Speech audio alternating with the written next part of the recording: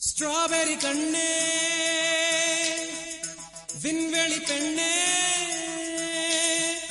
silver spoon கையோடு பிறந்தவள் நீயே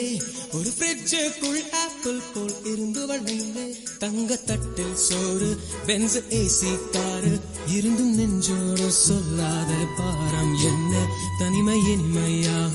எளிமை கொடுமையாக உனது கண்ணோடு சொல்லாத சோகம் என்ன பெண்ணழகையும் பேரழகையும் எப்படி மறைத்தால் உன் கற்பனைகளின் அற்புதங்களை எப்படி எடுத்தால் பிடிக்குமே பைத்தியம் பார்க்கவா பைத்தியம்